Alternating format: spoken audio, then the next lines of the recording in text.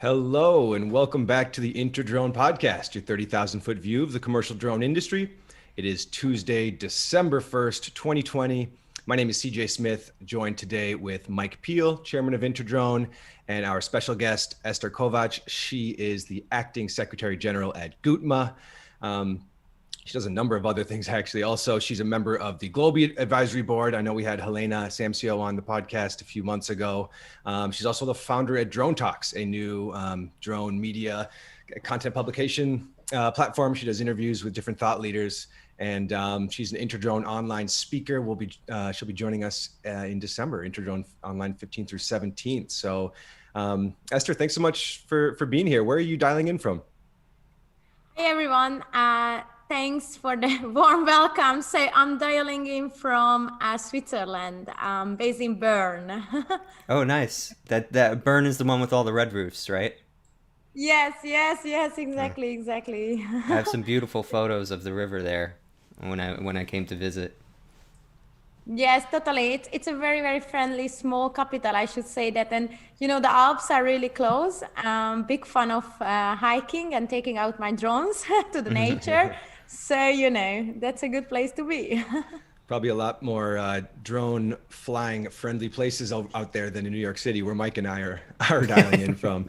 But Eszter, thanks so much for being here. For maybe our audience who doesn't know a little bit about you or your background, and even a little bit about GUTMA, the Global UTM Association, can you just give us a brief overview about maybe your career and how you landed in the drone space, and then what work you do currently over at GUTMA? Sure. Thanks for the question. So, GUTMA is a global UTM association, as you mentioned. It's a pretty new association, established 4 or 5 years ago, but rapidly growing, which shows that there is a huge need for a neutral third party where you can discuss technological topics. We have 80 members now globally, like Amazon, Google, Wing, Uber, also smaller companies, startups, drone manufacturers, regulators, ANSPs. So basically a bunch of people who has UTM related activities or interest. And what we do, we are an innovative hub where we're discussing and creating recommendations for regulators, standard bodies regarding the UTM technology. Regarding my background is that I graduated university as an engineer back in Hungary, Budapest, where I come from. And I spent my first decade of my career working with multinational companies, focusing on digitalization and technology. And following on that, I got into a program, aviation-related program, and I contributed to a lot of companies to grow drones implementation projects. And I mentored and advised their leaders on how to implement drones programs into their operations. And basically they were multinational companies like telecom companies like Vodafone, Orange, Verizon, and others. And from that, basically, naturally, I grew out myself as an expert in a UTM and drone fields.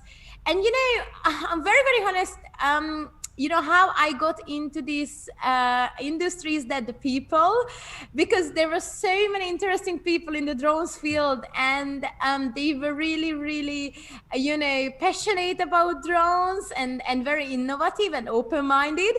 So I just, you know, stuck into this crowd, and I'm also still fascinated about this community, and I will be, and I'm very, very proud to be a part of it. So that's about GUTMA, about my background. So yeah, I think that's all in a nutshell. Yeah, there's something infectious about the kind of optimism, or even just like the spirit of drone people. You know, when CJ first joined the team, I told him about it, and now he's probably hooked too. I was going to say that Mike, I think from my first day, was talking about kind of the community and the passion and the energy. And I don't want to say the characters, because that it almost doesn't sound like these are serious folks in the industry, but just all the great people in the industry, thought leaders and personalities that are helping kind of progress this technology. Yeah, it's like nothing else I've been a part of in my professional life, and I've been adjacent to other technology spheres. And I remember working in mobile development, and like people would be fighting over pixels being left or right, and meanwhile, like in the drone space, we're talking about literally the future of the sky and how air traffic control will be managed. And when you think about like the impact, even just connecting two people, because that's my job, right, as a showrunner, to connect two people to help move that along, like that feels like I'm actually a part of something. So it's totally addicting, right? Totally, it's a joy, and I should say that end of the day we are humans, right? We do what we enjoy. Yeah. So this is what keeps us here, right? So I think this is the human aspect of this whole industry, which is really, really exciting. Yeah. Yeah. And we do this podcast every week, and it feels like every week there's a lot to talk about. And friendly reminder, we are coming to you guys live this morning. It's been a really fun format for this podcast. We're able to answer questions live. If you're tuning in on Twitch, YouTube, or Facebook, please ask your questions, and we will get those answered in real time. So don't be shy. If you're tuning in for the first time, we talk about a couple articles from the past week, and then we do a little bit of a deep dive with our guest, where we'll ask Eszter some questions. So without further ado, let's jump into this first article. This is talking about a survey done in Great Britain by a company called RS Components, and it shed light on the general's public opinions on drones. And it's kind of 5 key takeaways I want to bring up to the group here. So 20%, or 1 in 5 of the survey respondents, said that drones are an invasion of privacy and should not be allowed to fly in areas that they can peer into. 30% of Brits said that drones threaten other manned aircraft. 14% of Brits said that that drone deliveries would be a good idea. 8% of Brits said that they do plan on buying a drone this Christmas.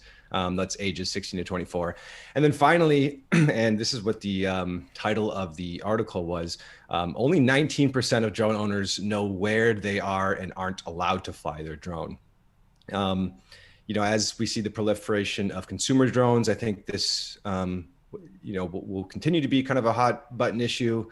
Education, obviously, extremely important for our industry, educating the consumers where they can and can't fly. And I think just last week, Mike, we spoke about federal charges filed in Los Angeles against a consumer pilot who crashed into a LAPD helicopter. So, Eszter, what are some of your takeaways, or what are some of your thoughts on these numbers? And what can we do to kind of help with education and help teach consumers where they can and can't fly, and what they should and shouldn't be able to do?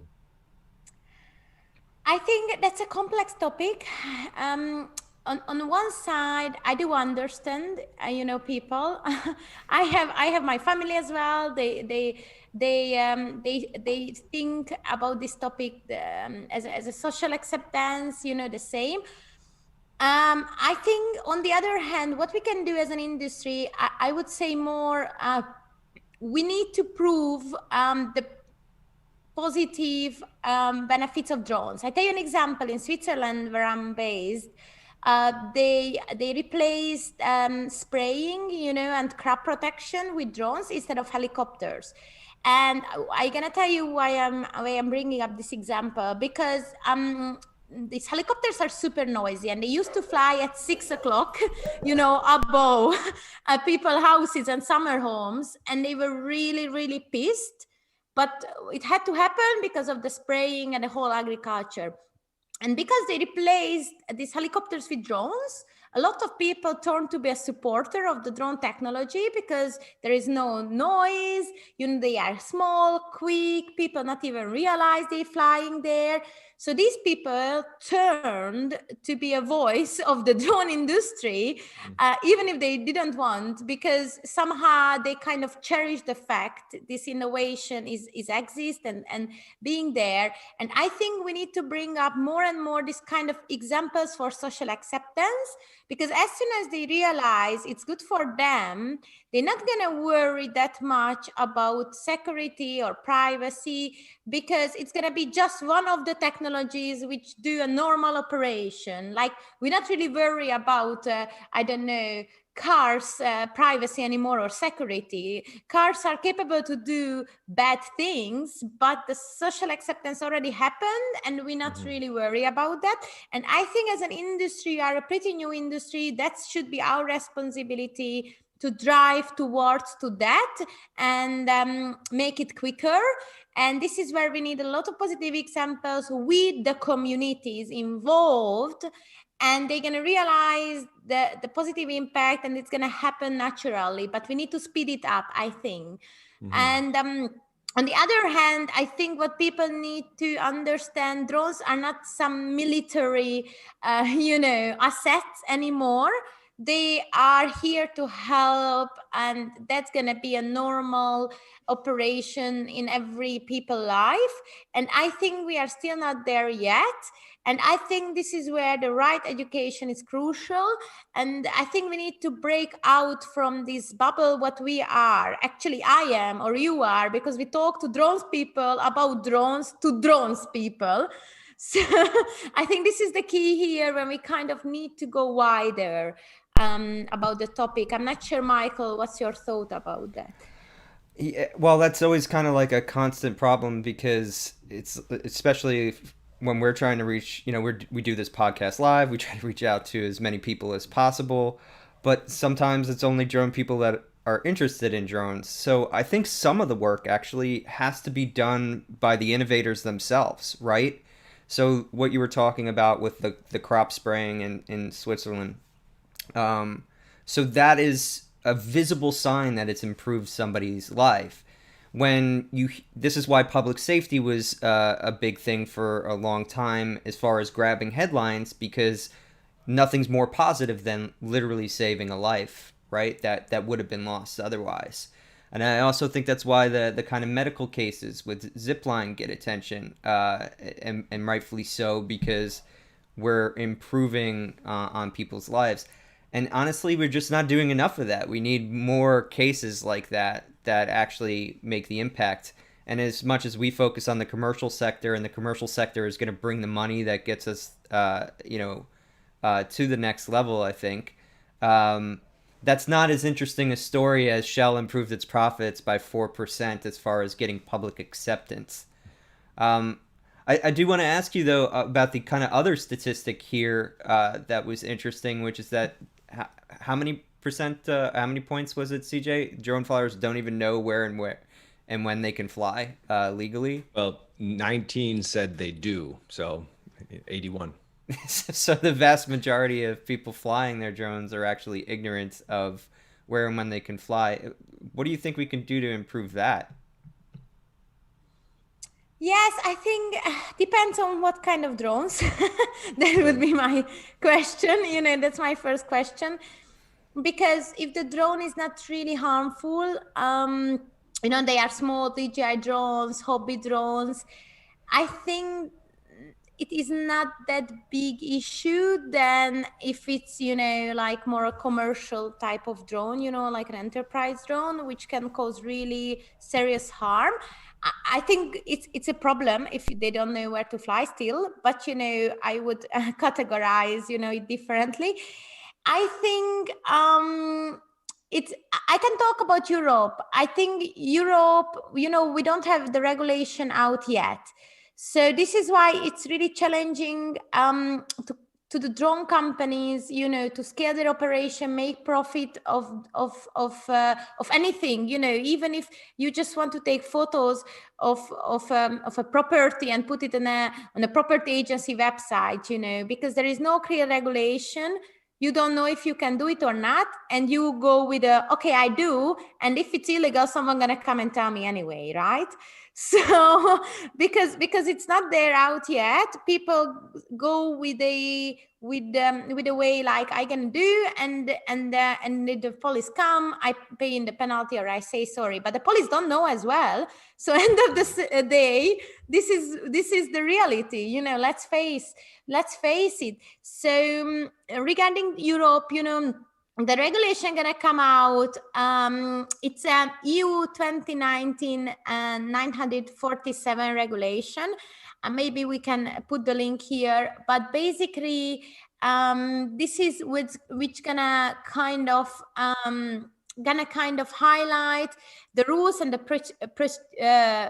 procedures which needs to be applied for an operation of an aircraft without any crew, so like a drones. So that will come out this December, right? It's supposed to come out in the summer, but because of the COVID, they delayed it.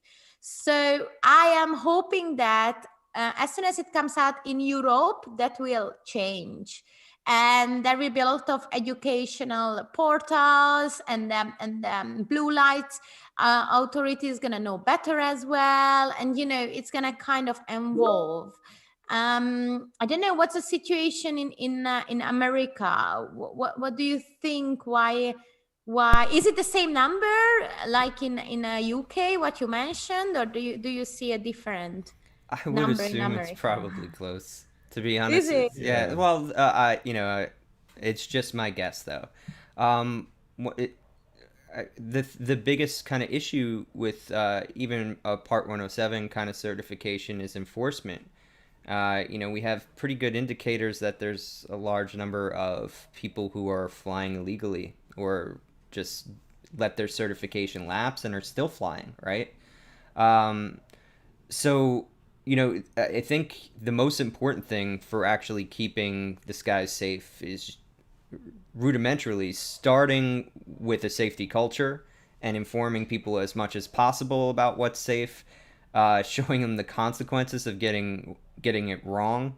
And sadly, there's going to be cases like what we saw with the LAPD, I think it was LAPD helicopter last week or whatever time ago that was, where that person now becomes the example going forward. Like, you don't want to be that guy, right? But as we progress, I think we'll learn these things. But also, I think the technology itself will develop and inevitably make flying safer. I mean, a lot of the drone people talk about taking the human out of the loop as soon as possible, and I'm not necessarily a fan of that talk. I think the human will be in the loop longer than they think it will be. They're being optimistic.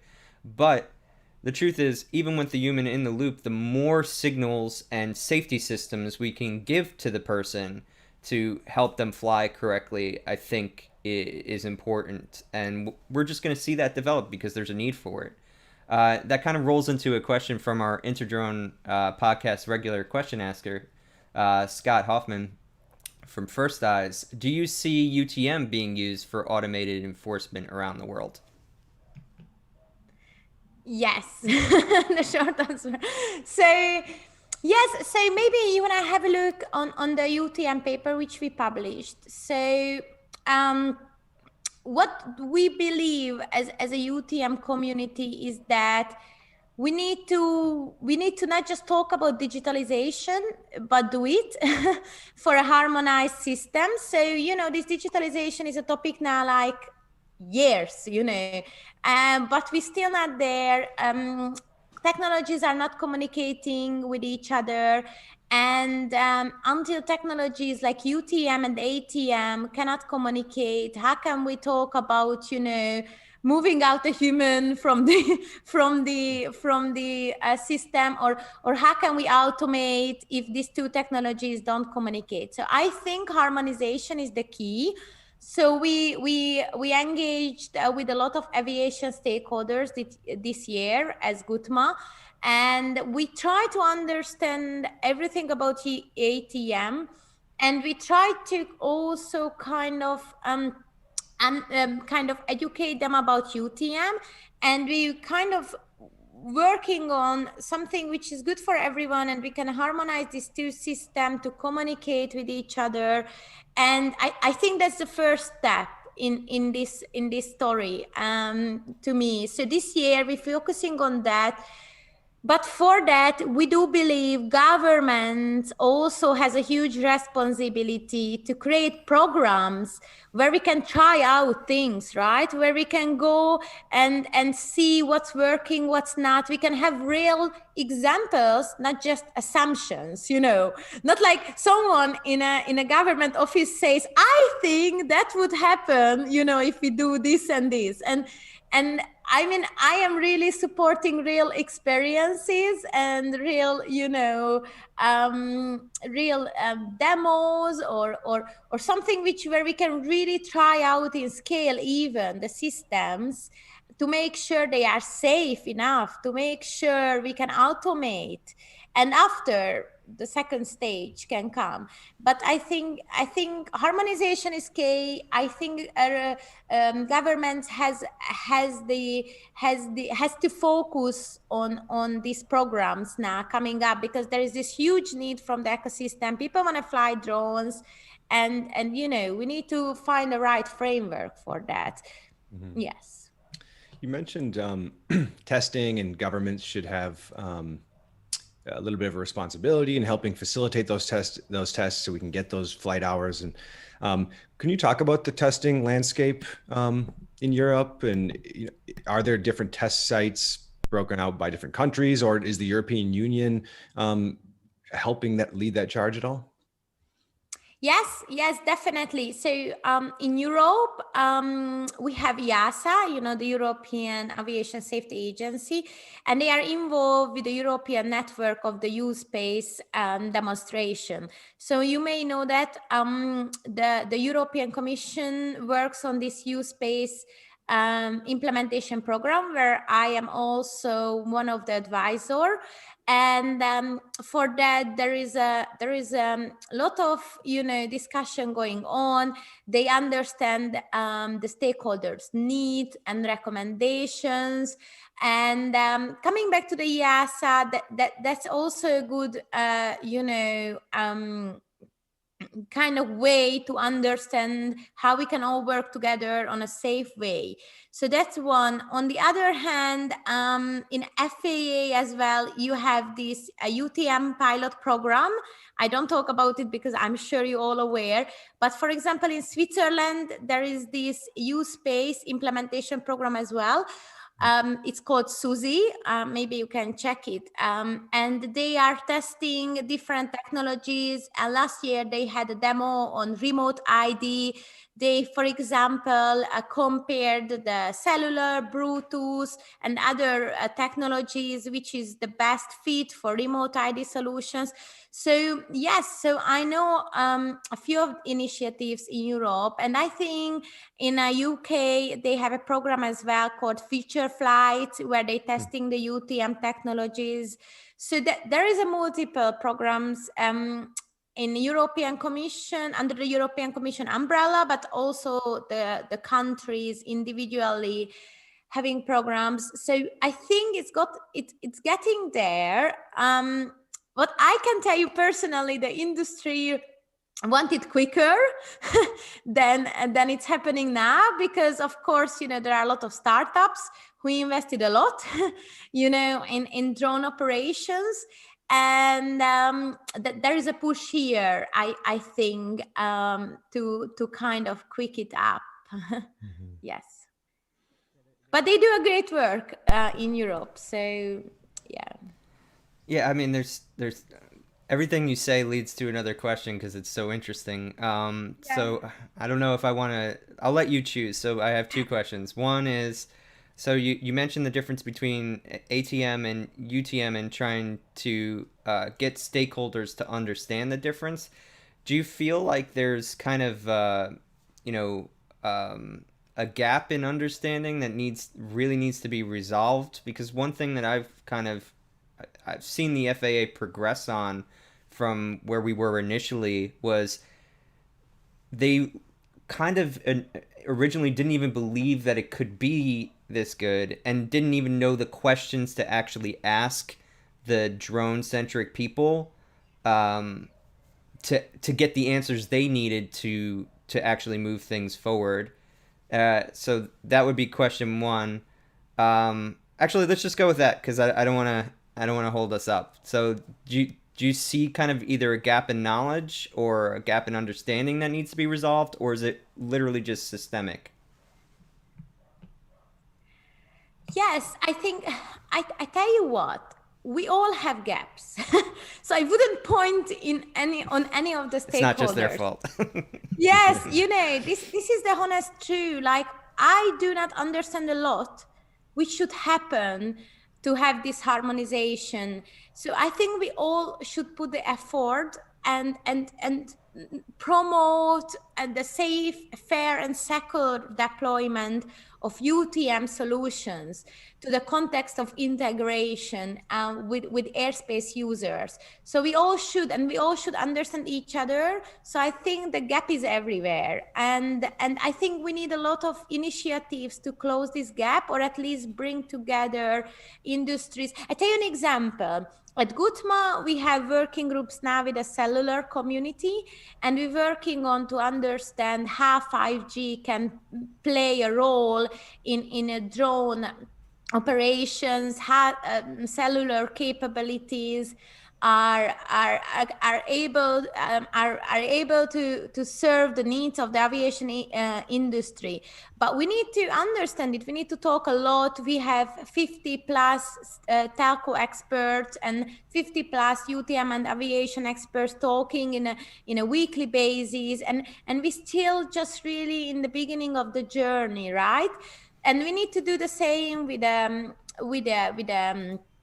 satellite guys. We need to do the same with aviation specific question.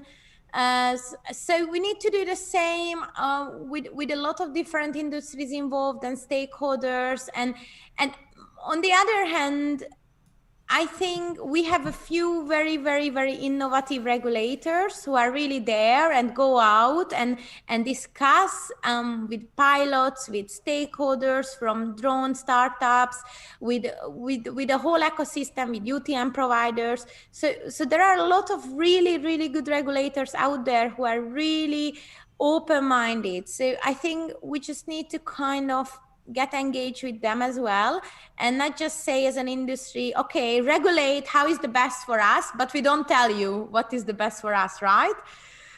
So I think both sides should go for the extra step here. And so I guess the other question is about holding up innovation. Do you sense that there's you said, there seems to be a little bit more pressure. Do you get a sense that it could really, really damage the drone industry as a whole if a lot of startups aren't able to start making revenue because regulation has kind of not moved fast enough? Because I look at that and I get scared that the investor class will say drones are a bad bet, and then we'll have an unnecessary winter, even though the technology is there. I think we can agree on that. The technology is there now, I think, and the regulation is missing. But this story has two sides as well.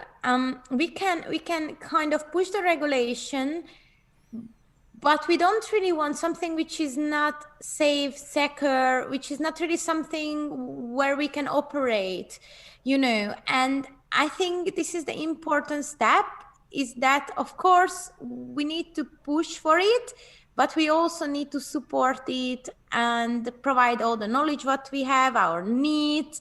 And for example, have the UTM architecture that allows the government the flexibility to retain their prerogative, where a clear needs for some services there to be certainly to be like exactly what we need. I'm not sure if it makes sense, but what I'm trying to say here is that we kind of need a flexibility in regulation as well. So I think we need something, but we need something which is enough flexible to operate. Maybe if I want to explain it again and rethink it.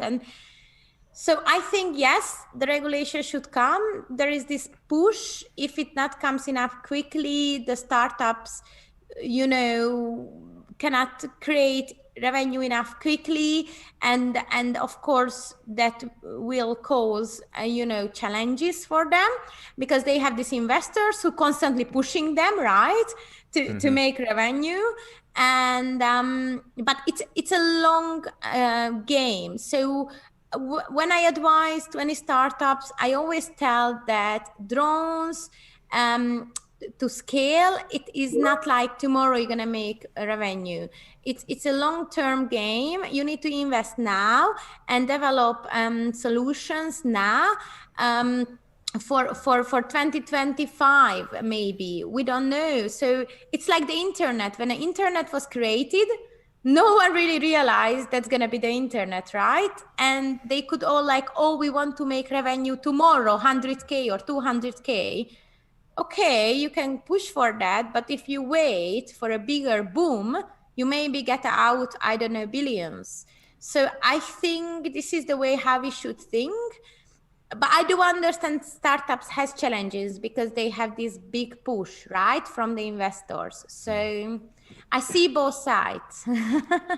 It's funny to hear you compare it to the internet, because I think Mike, you brought up the fact that this might be a technology where once we have it, we don't remember what life was like without it, or we couldn't imagine living, without it. Or our kids, for instance, couldn't imagine what we were doing without drones, buzzing around the skies. So, right. Yeah. There used to be like a phone was not a supercomputer in your pocket. A phone was something that was wired. It was tethered to the wall, and I mean, I grew up with that, but it seems like unfathomable now that we used to tolerate that. But that's, that's just that's the sign of progress. And I think drones are clearly a technology that we're going to look back and just take for granted how much they're impacting, and kind of just, kind of like the robot in WALL-E cleaning up all of the dirt behind us, And it's, speaking of progress, I think that's actually a great segue into the second article. So the FAA in November, which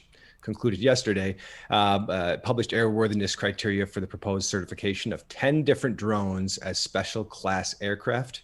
So the 10 applicants recognized by the FAA include 3D Robotics, Aerobotics, Amazon, Flirte, Flytrex, Matternet, Percepto, Telegrid, Wingcopter, and Zipline. So all 10 of these aircraft are electric, and they range from 5 to 89 pounds. Some of these are fixed wing, some are rotorcraft. And if you have, you being the public, have any thing to say to the FAA, you have 30 days to comment on the applicant's criteria, and the FAA will publish a final draft of the criteria at the end of next month. So, Mike, what do you think? We talk about standards and type certifications a decent amount on this podcast. I know some of it can get in the weeds a little bit, but what do you think about this step, towards these certifications and this type of standardization? Well, it just moves everything faster. So if the FAA can say, if easily that this aircraft is airworthy, we know we have the data, we know it could fly these certain operations safely, then that makes anytime there's a question of whether or not you could fly a commercial operation a little bit easier. Let's say you're applying for special permission, then this just kind of moves that along faster. I really kind of want to tap into our network and ask more about it, but I mean, it's interesting to see names up there: 3D Robotics, Aerobotics, Amazon, Flirte, Flytrex, Matternet, Percepto, Telegrid, Wingcopter, and Zipline, but not DJI, right? So I don't think there's anything kind of scary to that. I think it's just a matter of these companies made the push for it, and they made their good case for it. And we know our friend Chris Anderson had done a lot of work towards getting type certifications. The other thing was Mike Blades was telling me months ago that this is, almost more important than remote ID in some ways, because remote ID is kind of like just like a baseline. Like, okay, now we feel a little bit safer. We'll allow more things. At least that's the case that's being made. But we know this is safe. Then you can fly, and that's a big leap that I think is important. Do you have anything like a type certification or aircraft airworthiness in Europe? Is there something analogous to this? Like, are there certain drones that the authorities just know are okay for certain operations? Yes. So we have actually it's coming up this regulation, the 2019, if I remember well, 945, but don't kill me if I'm not right. So basically it gives the CE marking, to the unmanned aircraft system and the third country operators of unmanned aircraft system on board. So we have this. This is kind of a product requirement, that's delegated regulation. And on the other hand, we have the SORA-based risk assessment, but which works really well for categories. We have the open, specific, and certified category.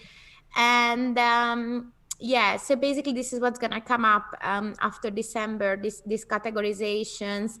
And I think SORA works well, regarding the risk assessment. It's not certification, I know, but I want to bring it up because I think this is something which was a really huge step, and I think, that's the two things which kind of come to my mind.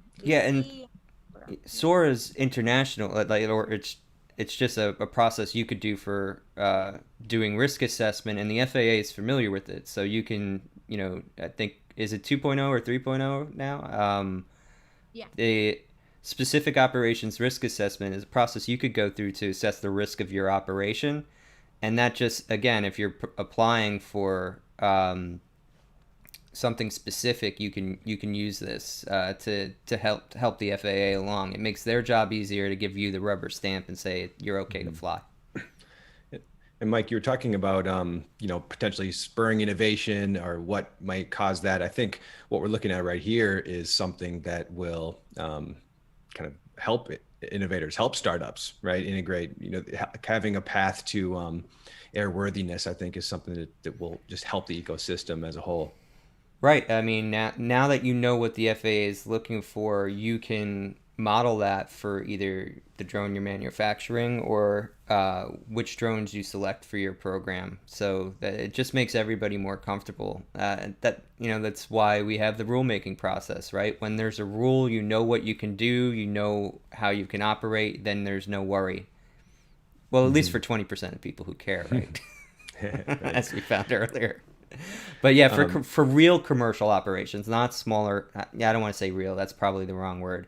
But there's scales of commercial operations, right? There's somebody who does real estate, right? And even if they're working for State Farm or farmers, and they have a huge program, you're thinking about individual pilots running their smaller operations versus kind of the scale of maybe energy inspection and what that looks like across a company like Shell across the world, right? There's just different considerations that go in. Yeah. I think I think a quote from Chris Anderson in one of the articles about the airworthiness criteria from the FAA, he mentioned that drones seem to be in the innovation cycle of smartphones. So, every, 6 months, you seem to come out with a new innovation. However, they're in the regulatory cycle of traditional aviation, which is just, painfully slow. So it's kind of an interesting predicament or pickle that the industry finds itself in. They're kind of branching between these two industries that are completely different and are running at completely different speeds. And, it creates a lot of friction, and that's kind of where we find ourselves sometimes. Yeah, I mean, the answer to that, though, is innovate against the regulations. So if the regulator is asking for certain things, then those are the things you build out, because if you get the thumbs up from them, you can move forward. You have a company, you have an idea that'll actually hold ground. Right. So we got to take a quick break for a commercial. We're going to show off our content hub, Launchpad. I don't want to take you away from the podcast for too long, but I got to catch you up to speed on what InterDrone's been doing over the last couple months. We've created this awesome new resource called Launchpad, which includes all of our previously recorded session content, every webinar we've had with a thought leader, and even past episodes of this podcast. On top of that, it includes an index of every person who's ever spoken at InterDrone and every company that's relevant to the drone space. The best part is all of that information interlinks so you can find the tools and resources you need to advance your drone program. Memberships start for free on Launchpad. All you have to do is go to launchpad.aero and sign up today. All right, we're back. So, CJ, do we have another article? We do. And yeah, if anyone's tuning in live, definitely go check out Launchpad. You'll see the banner rotating in the bottom right, launchpad.aero.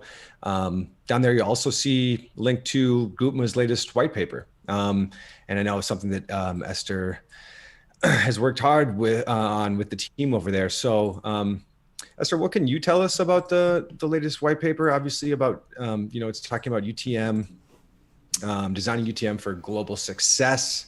I'll put the link in the Twitch chat right now for anybody watching live, and I will put it in the description for anybody watching on demand. But Eszter, can you talk us a little bit about what's inside? Sure.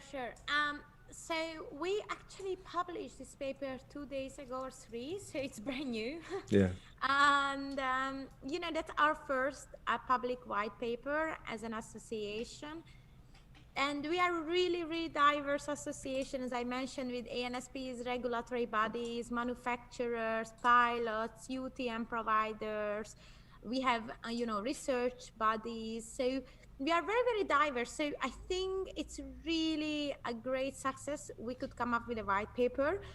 And there was a need. So members really, really, wanted to kind of come up with the recommendations, with a few points of recommendations to enable UTM services. So the idea came from the members. We at GUTMA just facilitated, the need. We had 25 experts, content committee experts working on this white paper, and they wrote different parts of the papers. And the paper went through a very transparent process. The process was approved before by the board. You may have seen that we have 9 board members from different industry. Like we have aviation, ANSPs in Australia, Airbus, we have Google Wing, we have AirMap, we have the Swiss government. So our board is really, really diverse. So basically they approved the process, they approved the paper as well. We had multiple reviews with the 80 members of GUTMA, not just the content committee experts. So there was a lot of work done. And in the end, we came up with 7 recommendations. What we would suggest to governmental bodies or to stakeholders, to standard development organizations, and all the others. And we should be really, we do believe that we should be really mindful to develop this global infrastructure and the regulatory framework around this. So we really would like to put a focus on harmonization, as I mentioned before, with current ATM systems, and safety, of course, and basically this paper has these 7 recommendations, and I'm not sure if I can share a screen. Do you think can I share a screen with these 7 recommendations, or maybe we should? I can set it up. Give me a second. Yeah. Display 2. Yeah, share your screen. Can I? Okay, Yeah, because share your actually screen I and then have I'll switch it. here. Okay, maybe that's a sorry to kind of have an unexpected move here, not pre-discussed. Can you see my screen? Yeah. We can, but you're gonna have to give the audience 1 second. And we are good. Yep, they can see it. Thank you. Okay, great. So basically, this is the 7 recommendation in nutshell without reading all the 15 pages. If someone want to kind of summarize it. And as I said, the first recommendation is that we really need to focus on global harmonization. And the second one is the digitalization, as I mentioned. We do believe this is the time now to really kind of act on digitalization as well, and that will allow to integrate the full services and the systems to the air traffic management. So basically the third one is that we would like to have a UTM architecture which is flexible, and basically it can be kind of federated and interoperable and open. This is what we do believe in it, to create like an open space where all the stakeholders can provide service. And we also would like to strongly recommend that all the stakeholders familiarize themselves with the key technology trends and understand what is UTM and what is the architecture behind and how we can operate. And again, I think this is really crucial because it's such a new industry, these drones, this UTM. It's not something what we have like decades. It is something which just came up a few years ago, right? So it's really important, the educational aspect.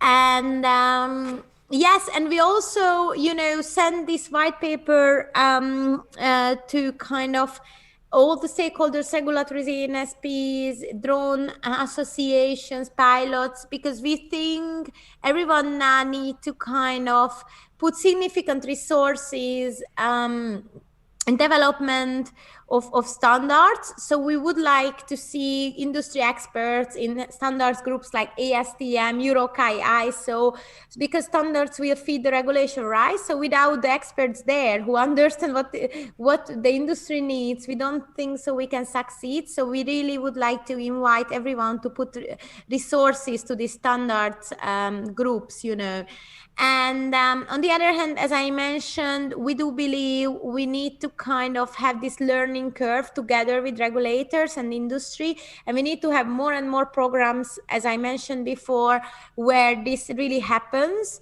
And we can demonstrate technologies and create environments, and we can kind of work hand by hand together. And this is kind of a call for action to countries where it's not exist yet, and there are a lot of countries where we're still not there yet. And we also, the last recommendation to governments is to adopt an operational centric, a risk and performance based regulatory framework like SORA. We talked about it, and we do believe the risk should be assessed, and the regulator should use SORA and everywhere. So basically these are the 7 recommendations in the paper, but the paper is longer than this, of course, and there are a lot of details about standardization bodies and an architecture, and what do we call for smart regulation, what favors the drones UTM ecosystem. So yeah, I'm not sure if there is any question regarding these 7 recommendations. If there are, I can't see them right now, but I mean, I think it's important to note that the important work that GUTMA is doing here, because before GUTMA's founding, there's lots of stakeholders globally on both sides, drone and traditional airspace, technologists versus government, or not versus, but you know what I mean. So public-private. And the work you're doing with white papers like this really kind of brings that conversation forward with a kind of centralized focus. So thank you for putting this together, and everybody listening should definitely give it a download and a read. Mm-hmm. I think the key is that we do it together. It's a member inputted paper. So it's exactly what the UTM industry wants. And finally, the UTM industry has a voice, because, alone, a lot of company talks about a lot of things, which is fantastic. I do believe every single drone flying out there is a proof, But if we kind of get together, 80 companies got together and come up with this industry recommendation that's always stronger, in a unified way, because, this is what the whole industry wants. And after, of course, there are a lot of competitions and, but this whole industry at the moment need to be together and decide something together. And I think the second step is when you kind of compete to each other. But for first, we need to allow the industry to operate. And for that, GUTMA is crucial. And because this is kind of the place where we can all put apart our own, needs and focus on a little bit more on a bigger and more global message. And again, GUTMA members are fantastic. They are really active. Basically, it was just like, crazy. I should tell that, like, every single call we had like 25-30 people dialing in, and that was really, it shows there is a huge need for it, because these companies want to operate, right? And they want to create a voice of the industry. What's top of mind for GUTMA as we move into 2021? What's on the... Stop the screen share so we can switch back? Oh, yeah, sure. Yeah, I stopped, I think. I think we are... There we go. Now we look good again. Okay. Thank you. What were you saying, CJ? Yeah, so Eszter, what's top of mind for GUTMA as we kind of wrap up 2020, move into 2021? Anything exciting coming up in the new year? Yes. So I may mention that we have already collaboration agreements with standard bodies like ISO, ASTM, and we will work on new initiatives regarding standards, because, as I mentioned, we do believe that the industry expertise is needed. And we're very happy to provide it. So that's the new initiative which is gonna come up, and we again we would like to work with everyone. So all the standards bodies, and we aiming to kind of support them, help them with expertise. So I think that's the next step where we would welcome support. And of course, it's again call for action. We find it crucial in the beginning of the next year to kind of engage more and more with standard bodies. We mentioned this at the very beginning of the episode, but you're also the founder of DroneTalks and Manageld. Can you talk about those two other companies that you work on and how they both participate in the drone industry? Sure. So Manageld is an engine behind. That's my agency. So at Manageld, we have services, drones related services and UTM related services. So we have PR, marketing, event management, and operational management, project program management services. So we work with a lot of startups, medium and small enterprises, where we run the back office on different parts. And I should say that we're very, very strong because we have the drone UTM expertise, but we also have the different service expertise. It depends on what we talk about, and combining the two, basically we can serve the best of our customers. And this is basically the engine behind of the initiatives. And DroneTalk is a new platform on behalf of Manageld, where we talk with C-level people in the drone ecosystem about operations, what they do, why they do that, social acceptance, safety, security. So hot topics, but I should say that these talks are really, really short. So they are maximum 10 minutes, kind of TED Talk format and discussions. And we find it crucial to kind of create something what everyone understands. Why I'm saying that is that the aim was I wanted to create something. If I show to my mom, she understands why drones are good, driving social acceptance again. This is a very hot topic. So here, startup owners, medium, small enterprise owners talk about why drones.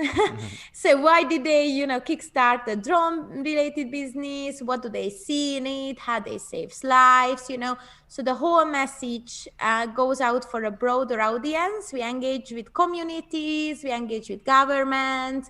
So the aim is to educate, basically. And step out to the wider audience. Yes, I should say that it's really, really popular now. So it's a love project. I always tell that because it's not really a profit-oriented project. It's more like a love project. And I think all the love project is somehow heartwarming. So I'm smiling when I talk about it. And we have a collaboration with the InterDrone, and I think it's very, very excited because InterDrone team were like very supportive about this initiative. So I can see that it's something what you care about as well, which I think it's really fantastic. Yeah, our job is to help grow the industry and facilitate the conversations and the meetings and the connections between everybody. And, we're happy to be a part of that with you. Right. Yes, thanks. It's very exciting. And, and if you check out the platform, they are really something which is like you can listen in 5 minutes, get some thoughts, make you think drones are not that bad as I thought about it, and move on, So a friendly daily reminder. Yes, drones are not that bad. No, they're not. They're not that bad. Yeah. Well, Eszter, we're coming up on an hour, but I think that this has been really awesome. But any final thoughts or for the InterDrone audience? Any words of encouragement for any dronepreneurs out there as we wrap up the year? Yes, definitely. So I think the message is that keep going, please keep going, keep going with InterDrone, Michael, and keep going with everything, because maybe it's challenging time to time regarding revenue, regarding, regulatory, or regarding any other topics. But again, we're creating now something really big, and when you see the bigger picture, just take the next day, because it will really, really come. I think that's the message. So right. Yeah. Right. As painful as it may be, we are definitely making progress. So totally. If you just check back where we were 2 years ago, Yeah. Oh, it's phenomenal. It's so easy to forget how much gets done. And I think actually a lot of progress was made this year, and it just felt quiet. But like the type certifications is huge. Remote ID is coming at the end of the year for the US. It seems like there's a lot of kind of progress over in Europe from what you were saying. And like all of those things 2 years ago weren't even imaginable, right? Like they were hopes and prayers, and now they're actually being realized in a lot of ways. And and when a dream meets reality, sometimes things get lost, right? We realize we're not going to be able to do that, or in order to compromise, we have to give up something. But in all of those compromises, we're actually moving forward to the drone industry that we all wanted to see, and it's just truly exciting. I don't think 2020, as much as it slowed down a lot of things, didn't slow down the progress in the drone industry. Yeah, Eszter, any thoughts real quick before we wrap up? But did you think 2020 slowed the progress in the drone industry, or how else have you seen the pandemic kind of impact drones and UAS globally? I think that was a challenging year. Let's face it too. Yeah. In every aspect. But I think, in my view, that's not really slowed it down, because a lot of regulatory programs are opened up, because they realized, drones can be really used for a good. So I think a lot of funds released, a lot of programs are going on, and I think I cannot agree more with Michael. We maybe feel it, oh my God, we are all stopped and stuck. But if you check back, we're just progressing rapidly. And we tend to forget that. But, if you progress this quick in the last 2 years, the next 2 years going to be the same. That's going to be impressive. Yeah. Yeah. Yes. Yeah. Well, great. Eszter, thanks so much for joining us today. On this Tuesday morning for us, Tuesday afternoon for you. As mentioned, the GUTMA white paper, if you're watching live right now, you can see the link in the bottom right. If you're listening on demand, check below, and we'll put a link in the description for that. And then don't miss Eszter at InterDrone Online, December 15th or 17th. She'll be speaking there, and with a lot of the other drone industry colleagues and thought leaders. So thanks again for tuning in. This podcast will be on Spotify, SoundCloud, Apple Music, YouTube. If you are watching on YouTube, please ring the bell, subscribe. We post multiple videos a week, so definitely check that out. And we will see everybody next week. Have a great day. See you later. Thank you.